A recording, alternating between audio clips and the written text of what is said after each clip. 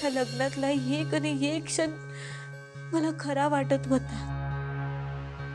ते ईदी, ते मंत्र, ते गुरुजी, त्या अक्षता समजा खरं वाटत होतं।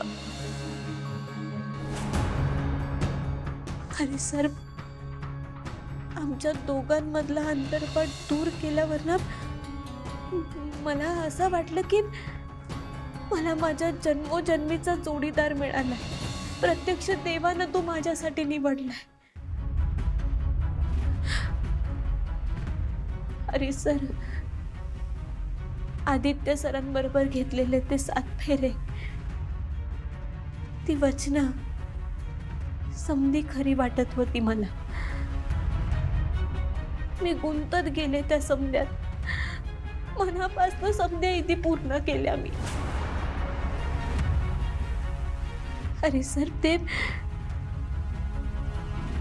जाहिरातीतलं खोटं लगीन होतं, पण माझ्यासाठी ते लगीन खरं होतं। जेव्हा आदित्य सरांनी हे मंगळसूत्र माझ्या गळ्यात बांधलं ना, त्या क्षणी मी मनानं त्यांची झाले। आता तुम्हीच मला सांगा ना सर, की मी जर का मनापासून कोणाची तरी झाले तर मी तुमच्या बरोबर लग्नाला कशी काय उभी राहू? तुम्हाला समजायला वाटेल मी मूर्खासारखा विचार करते, पण आदित्य सरच माझा नवरा आहे, हे माझ्या आयुष्यभराचं सत्य आहे सर।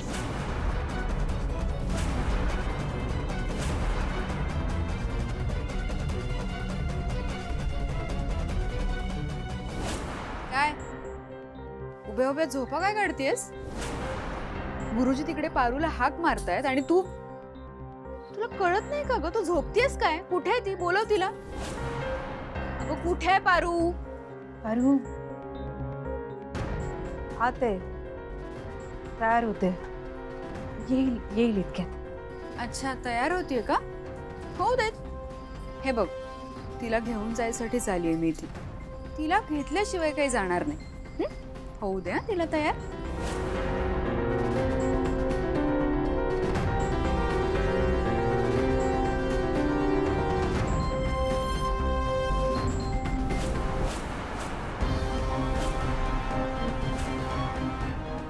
काय गे सावित्री, पारू आतल्या खोलीत रेडी होतीये का? इथे दिसत नाहीये कुठे।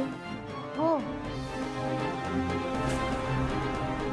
नवरी मुलीला आणायला एवढा वेळ का लागतोय? दामिनीला बराच वेळ झाला ना जाऊन। हरीश पण तोंड धुवायला वर गेला, तो वरच आहे। हो, त्यालाही उशीर झालाय। समजत नाही काय चाललंय आपल्या घरात। सासरे डॅड, डोंट वरी, मी आणते हरीशला बोलून।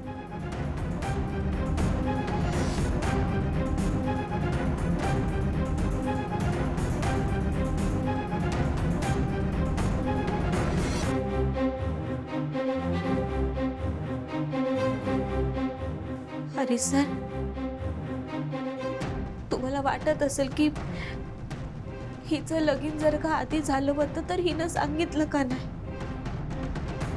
पण सर हे सत्य स्वीकारायला, मनाची तयारी करायला मलाच येळ लागला। सर, मी खरं सांगते तुम्हाला, मी हे मंगळसूत्र काढण्याचा काही प्रयत्न केला, पण जेव्हा मी हे मंगळसूत्र काढलं ना, तेव्हा आदित्य सरांवर संकट आली। त्यामुळे मी आता माझ्या शेवटच्या श्वासापर्यंत हे मंगळसूत्र नाही काढणार।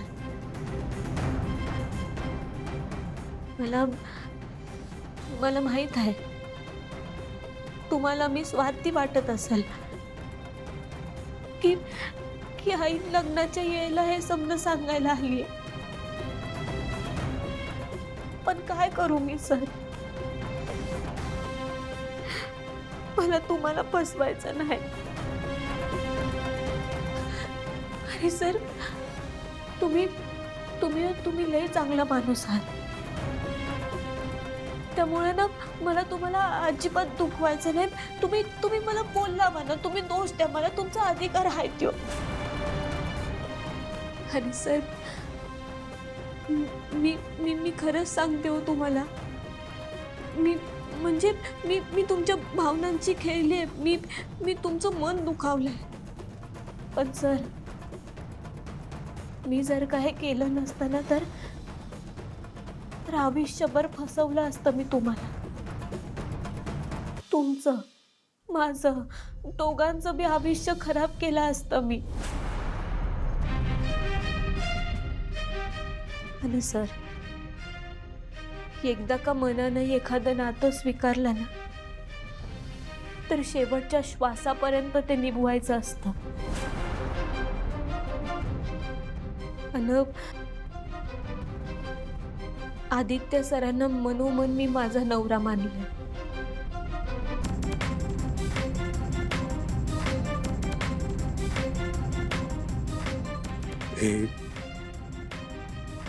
हे सगळं आदित्य सरांना नाही माहिती.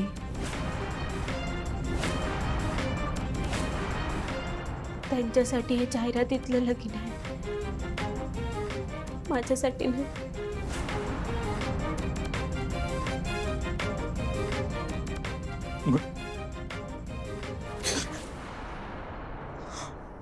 आता पुढे नाही माहिती मला.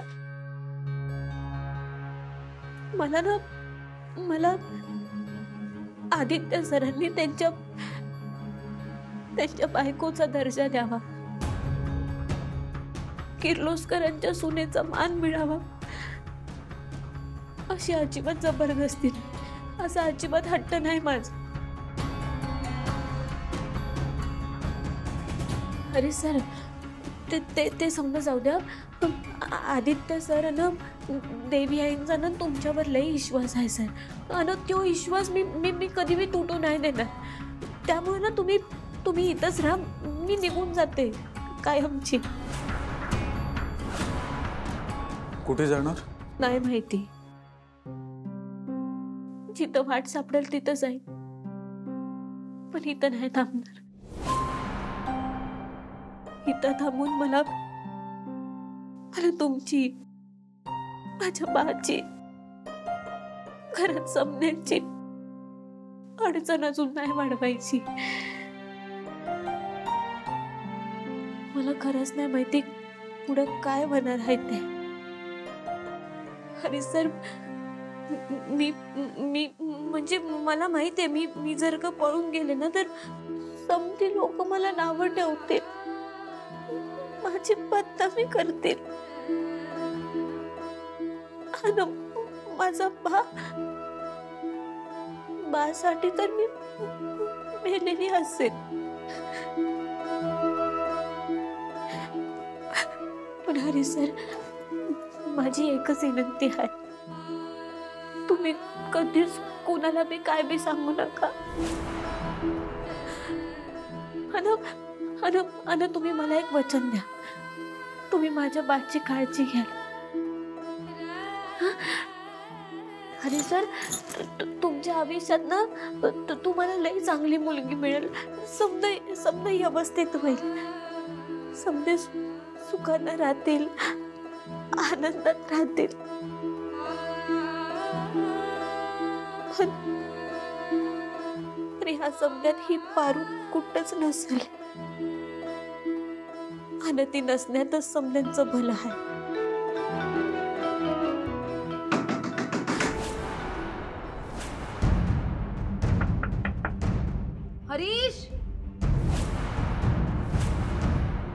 हरीश तुला खाली बोलवलंय.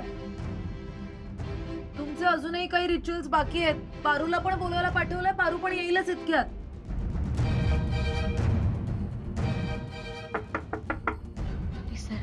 अरे सर ऐका माझं, तुम्ही जात ताबडतोब खाली. आणि कुणाला मी काय बी सांगू नका. मी हात जोडते तुमच्या समोर. मी हळदीला नाही म्हणल्यावर, घरातनं पळून गेल्यावर समजे मला चुकीचं ठरवतील.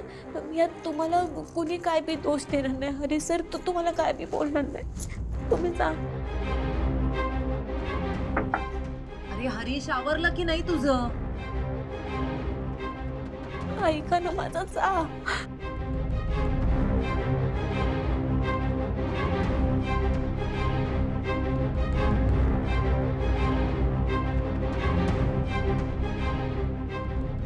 तुझे अजून पण काही हल्दी रिच्युअल्स बाकी आहेत. लवकर ये, सगळे वाट बघतात.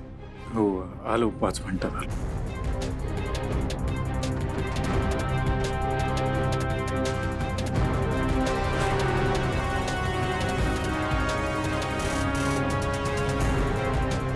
पारू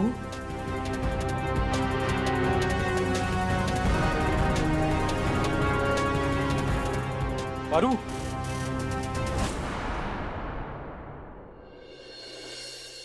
काय गं सावित्री, अगं इतका वेळ लागतो का या पारूला तयार व्हायला? तुझ्यासारखी झोपली आज जाऊन. बोलव ना तिला. तू तू हो बाजूला, मी बघते. हो बाजूला हो सावित्री. हे काय बाहेरून पारू पारू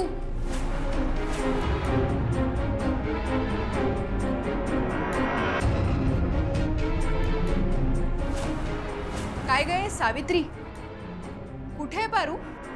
तू खोटं बोललीस माझ्याशी. पारू कुठे गेलीये की तूच पळवून लावलंयस तिला? तुला कल्पना आहे मी हे सगळं जाऊन अहिल्या वहिनींना जर सांगितलं तर त्याचे काय परिणाम होणार आहेत? तू आता गेलीस. मॅडम, अहो हळदीचा एक मुहूर्त असतो. मुहूर्ताची वेळ टळून जात आहे. नवरी मुलीला बोलवा लवकर. नवरदेव आणि नवरीचं औक्षण अजून बाकी आहे. थांबा, मी बोलवून आणते पारूला. वहिनी, पारू घरातच नाहीये. काय? दामिनी, तू पुन्हा गोंधळ घालायचा विचार सुद्धा करू नकोस. हा, या वेळेला गोंधळ मी नाही, तुमच्या लाडक्या पारूने घातलाय. काकू काय बोलताय? पारू असेल इथेच कुठेतरी. कुठे जाणार आहे ती? एक मिनिट, पारू इतकी बेजबाबदार मुलगी नाहीये. असेल इथेच कुठेतरी. हा, आणि तिला तिच्या जास्वंदाच्या झाडाजवळ शोधलंय का कुणी? तिथे असेल ते मी बघून आलो. 1 मिनिट. मी पण मी घराकडे जाऊन बघून येतो. चल चल.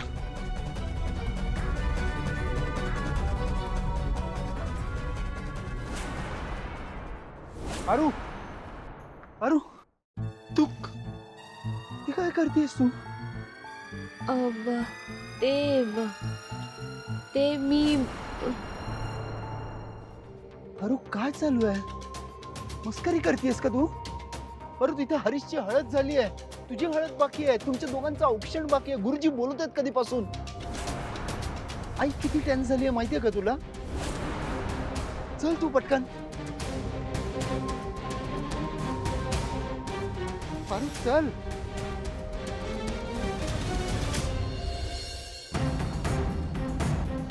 मॅडम, पारू घराकडे पण नाहीये.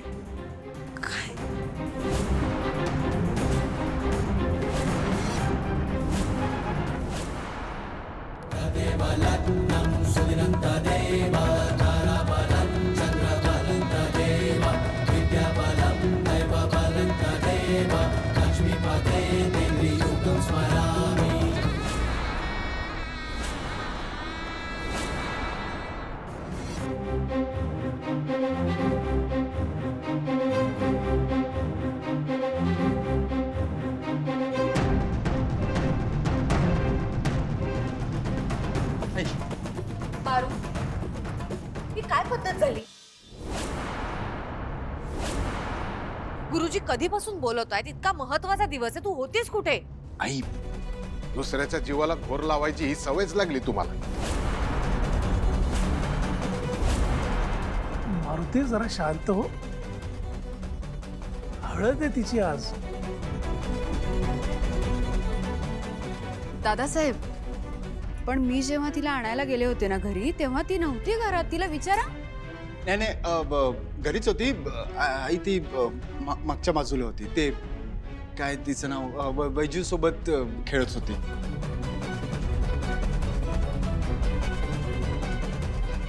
मी तिथेही बघितलं होतं आधी. नाही नाही नाही, इट्स ओके, ते सगळं ठीक आहे. पण पारू, तू अजूनही रेडी का नाही झालीस?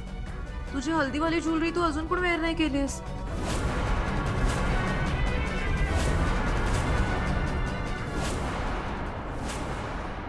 पारू, हे बालिश वागणं बंद कर आता. तू तुझ्या आयुष्याच्या अतिशय महत्वाच्या टप्प्यावर उभी आहेस आणि हे मुहूर्त निघून चाललाय. तिकडे दिशा हरीशला बोलवायला गेली, तोही खाली येत नाहीये. तुमच्या दोघांकडून हे असं बेजबाबदार वागणं मला अजिबात अपेक्षित नाहीये.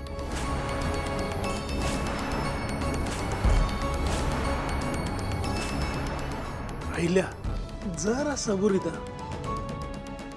मोठा प्रसंग आहे, घाबरली असेल ती. श्रीकांत, ती लहान नाहीये आता. तिला ते हळदीचे दागिने घालायला घ्या, मुहूर्त टाळायला नको. गुरुजी, तुम्ही पारूच्या हळदीची सुरुवात करा. मला तर नाही येत, पारूवर खूप डाऊट येतो. वहिनी, मी या घरची सून आहे ना, तर मी तिला तयार करते. माझं कर्तव्यच आहे ते, है ना?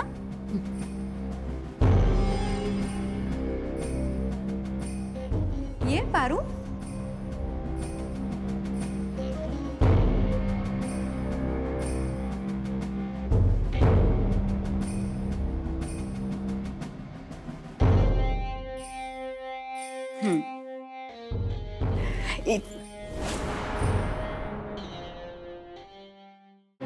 काय गे पारू, तू आधीच कुठून हळद खेळून आली आहेस?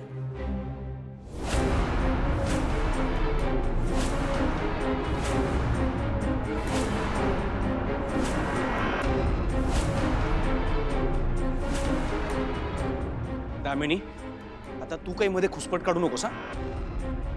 मला गरजच नाहीये. माझं लक्ष गेलं आणि अजून पारूला आपण हळद लावायला सुरुवात पण नाही केलीये. त्याआधीच ही हळद आली कुठून?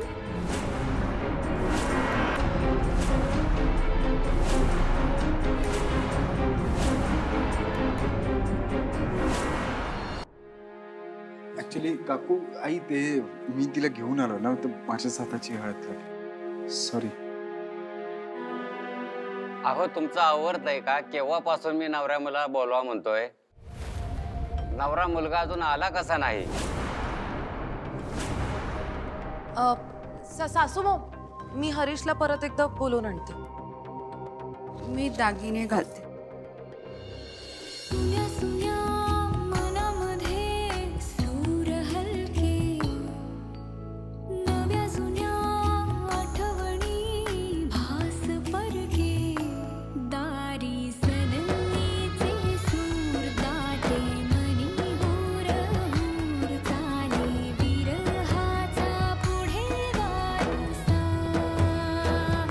हरीश,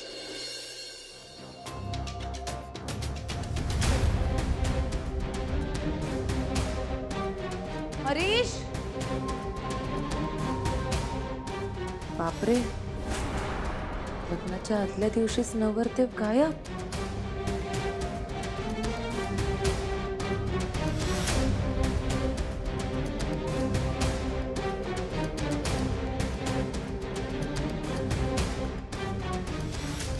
सासूबाऊ, मी पूर्ण रूम चेक केली पण हरीश नाहीये रूम मध्ये. काय?